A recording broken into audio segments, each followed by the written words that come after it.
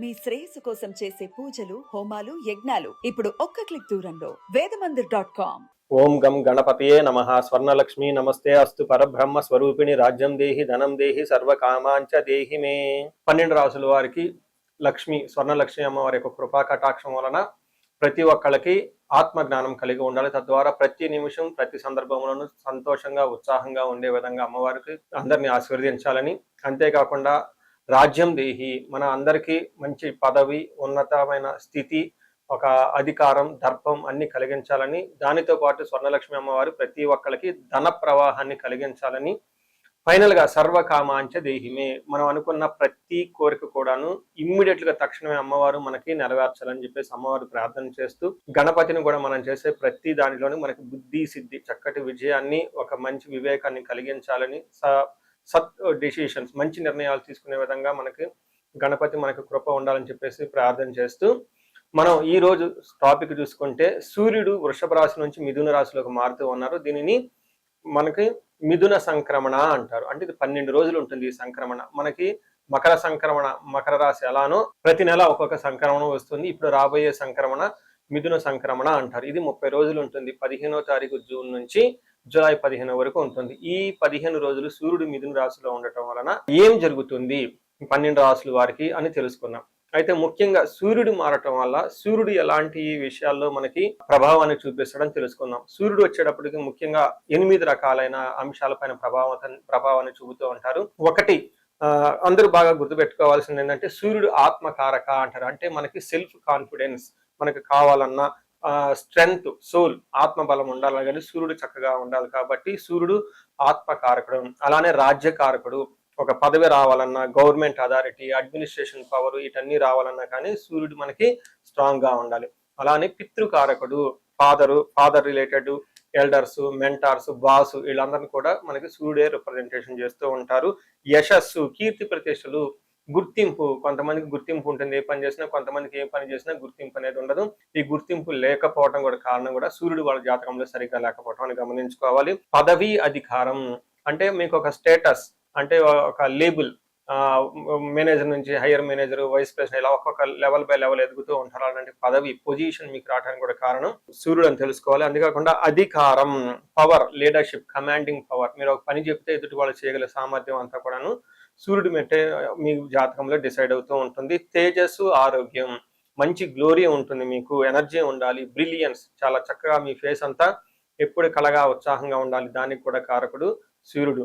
ముఖ్యంగా లాస్ట్ లో ఆరోగ్య ప్రదాత, సూర్యుడిని ఆరోగ్యం ఇచ్చే వాళ్ళు అంటారు. ఎవరి జాతకంలో అయితే సూర్యుడు సరిగా ఉండరో వాళ్ళకి అనారోగ్యంతో బాధపడుతూ ఉంటారు. ఎవరికైతే సూర్యుడు చాలా జాగ్రత్తగా ఉచ్చ స్థానంలో ఉంటారో చక్కగా వాళ్ళకి హెల్తీగా ఉంటారు, ఫిజికల్ గా చాలా స్ట్రాంగ్ గా ఉంటారు, ఒక పవర్ వాళ్ళలా ఉంటుంది అని తెలుసుకోవాలి.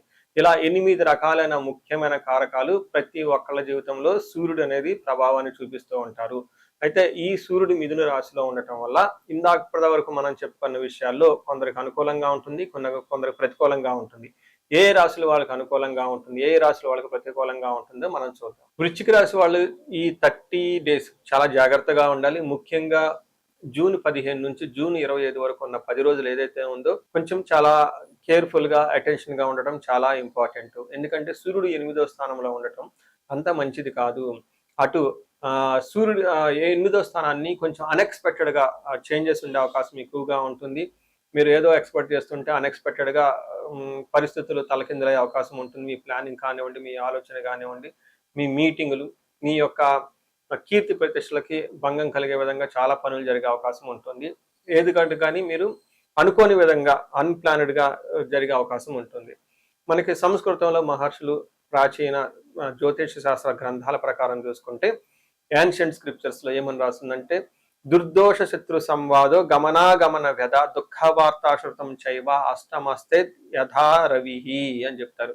అంటే 8వ స్థానంలో సూర్యుడు ఉండటం వల్ల ఏమవుతుంది, దుర్దోష, మీకు చెడు ఉద్దేశం వచ్చేస్తుంది, వేరే వాళ్ళని ఇబ్బందులు పెట్టాలి చేయటం వల్ల ఏదేదో మీకు అవసరం ఉన్నా లేకపోయినా కొన్ని పనులు చేసి తద్వారా మీరు పశ్చాత్తాపానికి గురే అవకాశం ఎక్కువగా ఉంటుంది. శత్రు సంవాదం, మీరంతా మీరే శత్రువు దగ్గరికి వెళ్ళి వాళ్ళతో గొడవలు పెట్టుకునే అవకాశం ఎక్కువగా ఉంటుంది. గమనించండి, ఒక సేయింగ్ విలేజెస్ లో చెప్తూ ఉంటారు, మంచిని పావలా పెట్టి కొనుక్కోవాలి, చెడుని ముప్పావలా పెట్టి వదిలించుకోవాలి అని చెప్తారు. అందుకని చెడ్డవాళ్ళ దగ్గరికి మీరు వదిలించుకోవాలి, లేదంటే మీరు కావాలని వాళ్ళ దగ్గరికి వెళ్తే వాళ్ళు మీతో గొడవలు పెట్టుకొని మిమ్మల్ని కీర్తి ప్రతిష్టలు భంగం చేసే అవకాశం ఎక్కువగా ఉంటుంది. దుష్టుడికి దూరంగా ఉంటారు కాబట్టి దూరంగా ఉండండి. కొన్నిసార్లు చెడు ఉద్దేశం వాళ్ళ మనసులో పెట్టుకొని మంచిగా నటిస్తూ మిమ్మల్ని కావాలని మీ యొక్క ఇన్ఫర్మేషన్ తీసుకొని మీ దగ్గర ఉన్న ఇన్ఫర్మేషన్ సీక్రెట్స్ అని లాక్కొని బయటికి వెళ్ళిపోయి వాళ్ళు బహిర్గతం చేసి మిమ్మల్ని అడ్వాంటేజ్గా తీసుకునే అవకాశం ఎక్కువగా ఉంటుంది. మీ వీక్నెస్ని ఎదుటి వాళ్ళు ఎన్కాష్మెంట్ చేసుకునే అవకాశం కూడా ఎక్కువగా ఉంటుంది ఈ టైంలో. ముఖ్యంగా ఈ సెల్ ఫోన్లు మెసేజ్లు అవి ఇవి సర్క్యులేట్ చేసేటప్పుడు చాలా జాగ్రత్తగా ఉండాలి. వాళ్ళు వాటికి ఆల్టరేషన్ చేసేసి రకరకాలుగా మీకు ఫాల్స్ ప్రోపగాండా చేసే అవకాశం ఎక్కువగా ఉంటుందని గమనించుకోవాలి. అంతేకాకుండా దుఃఖ వార్త శృతం చైవ, మీకు ఇబ్బంది కలిగే ఒక వార్త వినే అవకాశం ఎక్కువగా ఉంటుంది. వేరే వాళ్ళ దగ్గర నుంచి మీకు ఒక వార్త వస్తున్నది, ఉద్యోగం గురించి కానివ్వండి, బాసుల గురించి కానివ్వండి, కీర్తి ప్రతిష్టలకు సంబంధించి కానీ లేదంటే హెల్త్కి సంబంధించిన విషయాల్లో అనుకోకుండా ఒక బ్యాడ్ న్యూస్ వచ్చేసి మీకు చాలా ఇబ్బంది పెట్టే అవకాశం ఉంటుంది, గమనించాలి. సో ఏ ప్రకారంగా చూసుకున్నా ఇది మీకు కొంచెం చాలా కేర్ఫుల్గా ఉండవలసిన మాసం అని మీరు గమనించుకోవచ్చు. అండ్ దీనితో పాటుగా మీరు ధనాన్ని కూడా కోల్పోయే అవకాశం ఎక్కువగా ఉంటుంది. వేరే కుటుంబంలో గొడవలు వచ్చేస్తుంటుంది. భయపడే సిచ్యువేషన్లు పరిస్థితులు మీ చుట్టూ ఉంటాయని గమనించుకోవాలి. ఈ రాశి వాళ్ళు చాలా ఎక్కువగా పరిహారాలు చేసుకోవడం చాలా చాలా ఇంపార్టెంట్. ఇండివిజువల్ జాతకం కూడా చూపించుకోవడం చాలా చాలా ముఖ్యమని గమనించాలి. మనం పరిహారాలు చూసుకుంటే సూర్యుడికి కొన్ని పరిహారాలు మీరు చేసుకునే పరిహారాలు కొన్ని ఉంటాయి. కొన్ని వచ్చేటప్పటికి బ్రాహ్మణ పండితులతో చేయించుకోవడం చాలా ముఖ్యం. కొన్ని క్షేత్ర దర్శనాలు కూడా చేసుకోవడం చాలా చాలా ఇంపార్టెంట్. ముందు ముఖ్యంగా మీవంతా సెల్ఫ్ రెమెడీస్ అంటారు, మీరంతా స్వయంగా చేసుకునే పరిహారాలు కొన్ని ఉంటాయి. అందులో ముఖ్యంగా చూసుకుంటే సూర్య నమస్కారాలు చేయడం చాలా ఇంపార్టెంట్. సూర్య అష్టకం చదవటము లేదా ఆదిత్య హృదయ స్తోత్రం చదవటం కూడా చాలా ఇంపార్టెంట్. ఎప్పుడైతే ఆదిత్య ఉదయ స్తోత్రము, హనుమాన్ కార్యసిద్ధి మంత్ర రెండు కలిపి చదువుకలిపితే ఇంకా చాలా మంచి రిజల్ట్ ఉంటుంది. సో ఇక్కడ ఆదిత్య హృదయ స్తోత్రంతో పాటు హనుమాన్ చాలీసా కానీ హనుమాన్ కార్యసిద్ధి మంత్రం కానీ చదువుకుంటే ఇంకా చక్కటి మంచి రిజల్ట్ వస్తుంది. సో ఇవన్నీ మీరు చేసుకునే మీ వరకు మీరు చేసుకోవచ్చు. ఇంకా టెంపుల్స్కి వెళ్ళేసి అక్కడ నవగ్రహాల చుట్టూ తిరిగి గోధుమలు కనుక దానం చేయగలిగితే సద్బ్రాహ్మణులకి సత్పురుషులకి చేయగలిగితే ఇంకా మీకు చక్కటి మంచి రిజల్ట్ వస్తుందని గమనించుకోవాలి. సో అది మీ వరకు చేసుకోగలుగుతారు. మీ ద్వారా కాకుండా కొన్ని సమస్య తీవ్రంగా ఉంటే పండితులను కలిసి లేదంటే మా ద్వారా అపాయింట్మెంట్ తీసుకొని జాతక చక్రం కూడా చూపించుకొని చేపించుకోవడం చాలా ఉత్తమం. ఇందులో ముఖ్యంగా సూర్యుడికి సంపూర్ణమైన శాంతులు చేయాల్సి ఉంటుంది. గ్రహ శాంతి అంటారు. ఈ గ్రహ శాంతిలో సూర్యుడికి జపాలు, దానాలు, తర్పణాలు, హోమాలు ఇవన్నీ చేస్తూ ఉండాలి. వీటితో పాటుగా ఇంకా మీ యొక్క ఇండివిజువల్ జాతకం చూపించుకోవడం చాలా చాలా ముఖ్యం.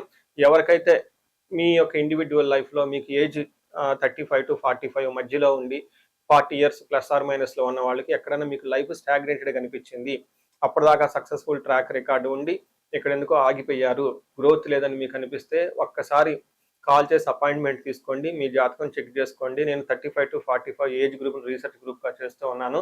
చాలా మంది పీపుల్ మిడ్ లైఫ్ క్రైసిస్ అని చెప్పేసి ఇక్కడ ఆగిపోతూ ఉంటారు. చాలా మందికి డైవర్స్ అవుతూ ఉంటుంది, సడన్గా కెరీర్లో బ్రేక్ వస్తూ ఉంటుంది.